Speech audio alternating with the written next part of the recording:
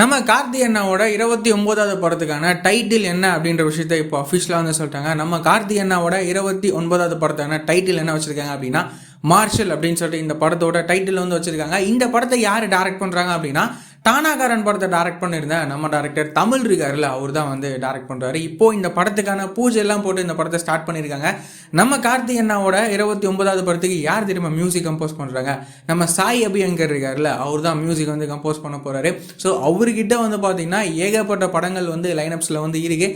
So அவரோட மியூசிக்கில் இந்த படத்தோட சாங்ஸு பிஜிஎம்ஸ்லாம் எப்படி இருக்க போகுது அப்படின்னு சொல்லிட்டு நம்ம வெயிட் பண்ணி பார்க்கலாம். அதுக்கப்புறமா நம்ம தனுஷ் அண்ணாவோட 54வது படத்துக்கான பூஜைலாம் போட்டு இந்த படத்தை இப்போ ஸ்டார்ட் பண்ணியிருக்காங்க அஃபீஷியலாக. இந்த படத்தை யாரை டைரக்ட் பண்ணுறாங்க அப்படின்னா விக்னேஷ் ராஜா இருக்கார்ல, போர் தொழில் படத்தை கூட டைரக்ட் பண்ணியிருப்பார். அவர் தான் நம்ம தனுஷ் அண்ணாவோட 54வது படத்தை டைரக்ட் பண்ணுறாரு. இந்த படத்துக்கு நம்ம ஜிவி பிரகாஷ் அண்ணா மியூசிக் வந்து பார்த்தீங்கன்னா கம்போஸ் பண்ணுறாரு. ஸோ இந்த படத்தோட மற்ற அப்டேட்டுமே கூடிய சீக்கிரம் வரும் அப்படின்னு சொல்லிட்டு நம்ம எதிர்பார்க்கலாம். அதுக்கப்புறமா வந்துட்டு நம்ம விஜய் ஆண்டனி என்ன இருக்காருல்ல, அவர் நடிக்கிற படம் தான் சக்தி திருமகன்.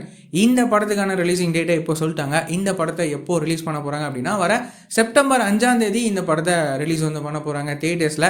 இந்த படத்தை அருண் பிரபு இருக்காருல்ல, இவர் தான் வந்து டைரக்ட் பண்ணுறாரு. ஸோ இந்த சக்தி திருமகன் படமும் எப்படி இருக்க போகுது அப்படின்னு சொல்லிட்டு நம்ம வெயிட் பண்ணி பார்க்கலாம். இந்த மாதிரியான ரெகுலரான சினிமா அப்டேட்ஸ்லாம் நீங்கள் ரெகுலராக தெரிஞ்சுக்கணும் அப்படின்னா நம்மளோட இந்த சேனலை மறக்காமல் சப்ஸ்கிரைப் பண்ணி ஃபாலோ பண்ணி வச்சுக்கோங்க. வேறு ஏதாவது ஒரு நெகட்டிவ் இருக்குது அப்படின்னா மறக்காமல் கமெண்ட்ல சொல்லுங்கள்.